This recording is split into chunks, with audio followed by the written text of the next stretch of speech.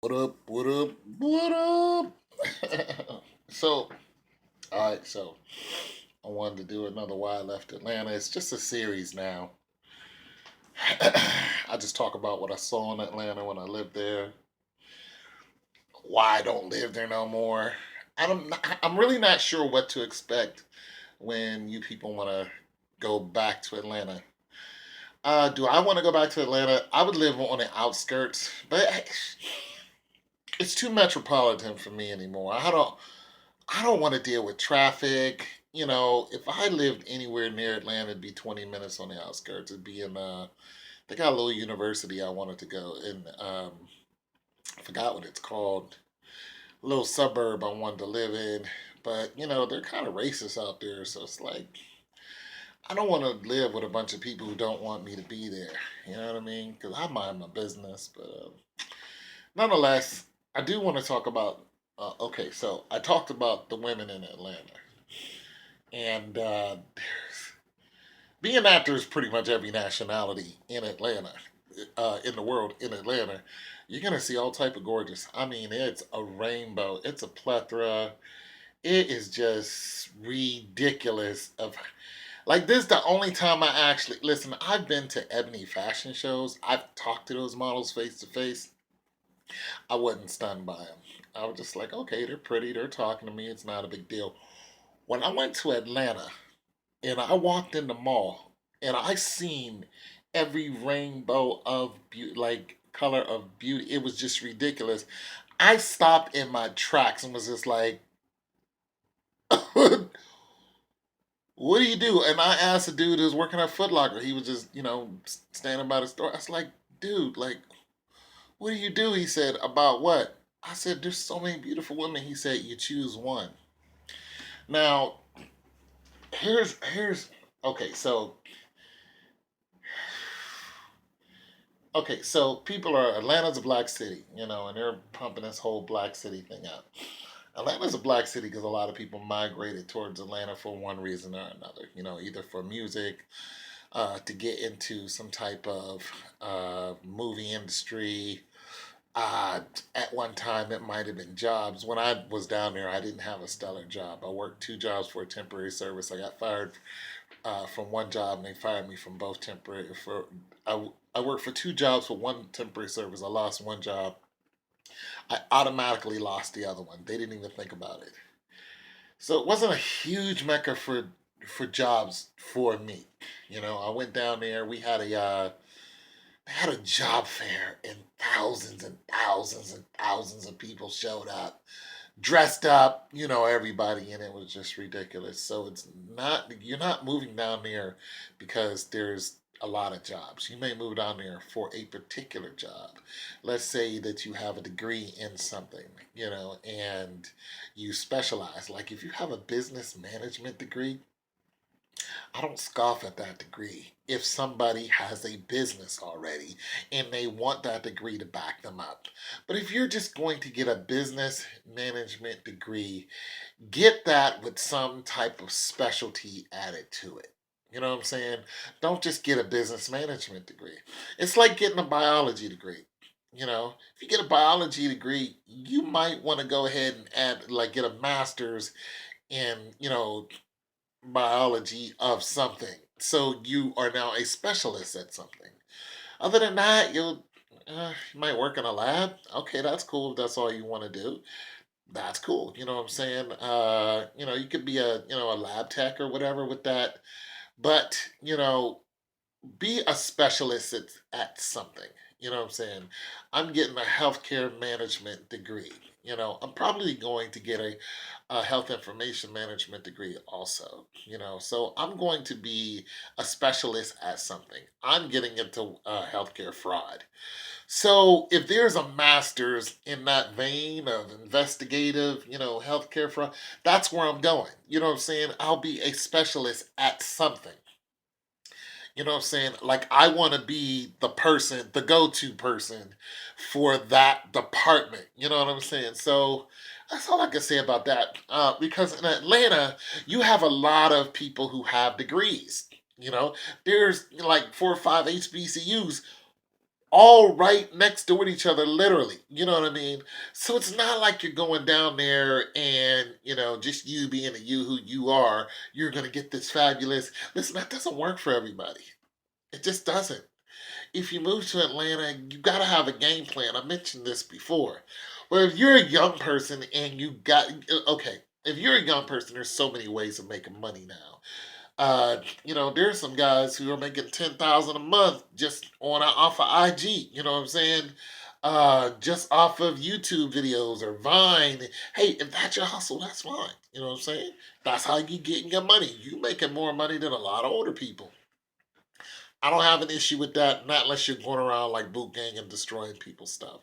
I have an issue with that. Like that dude is not a celebrity to me. That dude is a clown, and somebody's gonna, deal with him when he comes across the wrong person and he destroys their stuff. Like that's a bad idea. If that's how you making your money, you better be careful because somebody's gonna catch on to it, and you might get it. You might get, somebody's gonna deal with you. But nonetheless, you have a lot of people out here who are funny and they're making good money just being a funny person and yada yada yada. So there are a lot of different avenues. Listen, when I talk on YouTube, I don't make a lot of money off of YouTube videos, but every cent counts to me. Every day I make, maybe, in between 70 to a dollar 15 every day.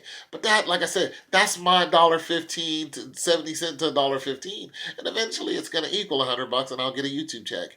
Like like I don't try to master YouTube. But I do it because one, it's an outlet, two, I get paid for it. You know what I'm saying? So that, like I said, you got to have that type of hustle. But when it comes to going to a major place like Atlanta, you're not going to live off of a dollar a day. You need to have yourself an already established income, or be walking into a job, not going down there looking for a job, walking into that job. Okay, I was gonna make this about women, but forget it.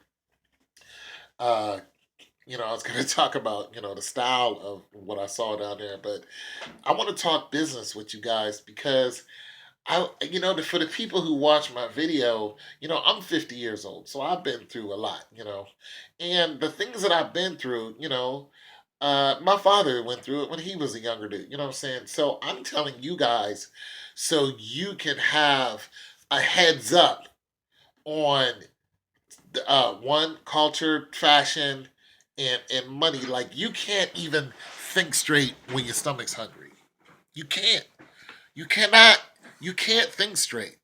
And like I said, there's a lot of stuff going on in Atlanta. There's some good. There's a whole lot of bad going on down there. There's a lot of good going down there. And if you go down there with your pockets nice, especially if you just graduated, make sure that you vet the market. Make sure that you understand the market that you're going into. And a lot of young people have these high hopes and dreams. We all do it. Everything's going to work out for me. And then when you get your dreams crushed, a lot of people can't handle that. Like they get crushed. Like I got fired one time and I was depressed for 6 months.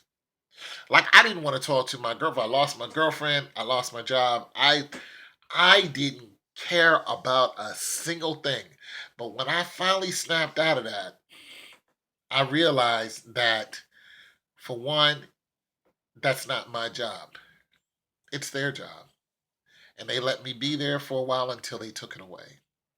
When they felt like taking it away, it was gone. I had no control of that. It's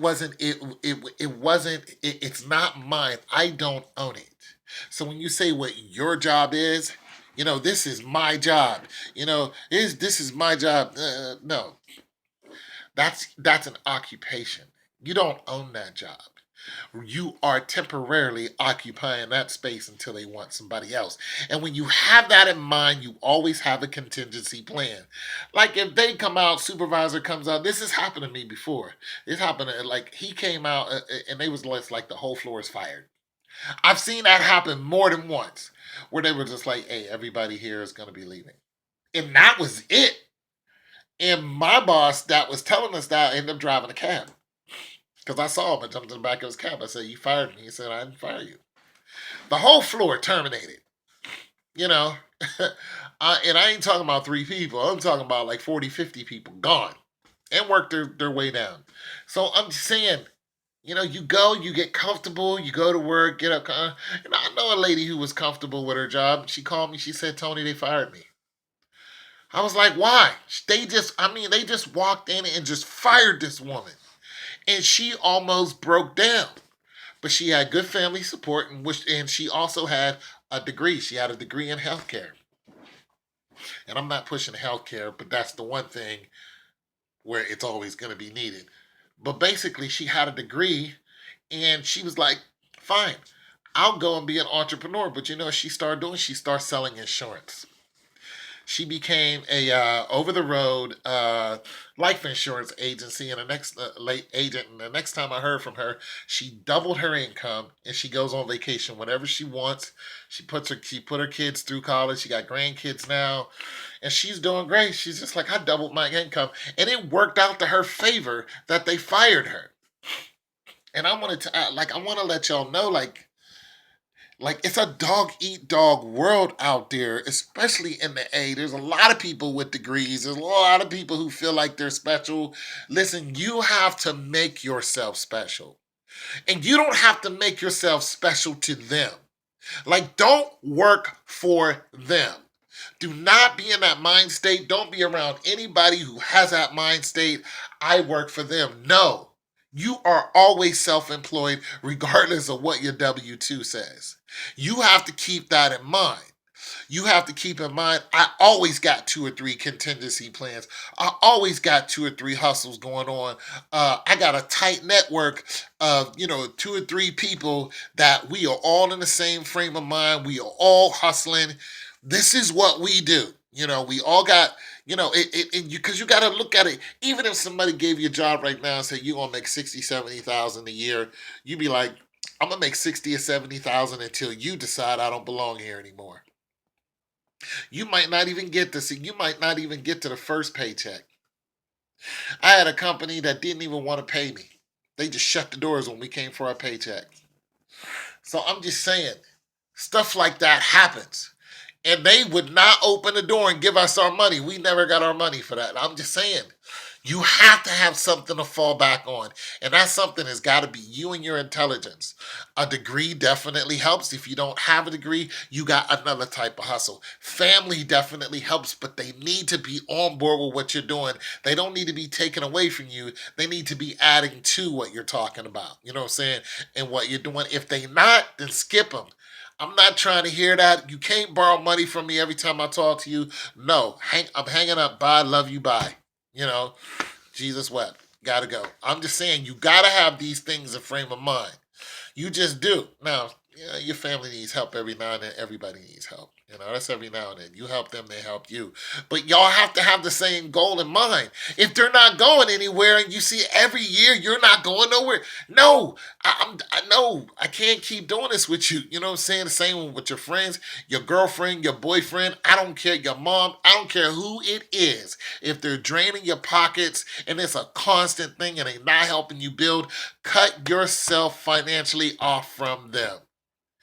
Get out, like the movie Get Out. Get out. Get away from that atmosphere because you will go broke doing that. You really, really will. You have to have your hustle game in mind. And Atlanta is a place that's full of opportunities if you know how to hustle, if you know how to get out there and you know how to, I worked 16 hours a day. But what happened to me is I worked for someone. I wasn't working for me. I was like, yeah, I got these two jobs. I'm comfortable. I can do whatever, take care of my. No, that was a wrong frame of mind. It shouldn't have been like that. If I was working 16 hours for me, but I was at that job, I wouldn't have never fell down when they fired me because I would have always had something else going on. You know what I'm saying? I got 4 or 5 ways I make money now. So I'm always listening to how much money do I got in the bank, and I'm always trying to make that up. I'm always online looking for something. And I'm 50 years old. I'm always looking for something else. Okay, I just spent $200 on bills. I need that $200 back. I'm just saying you have to have that in that frame of mind, or you'll go broke. It's your boy Tone 202, man. God loves you. Stay up.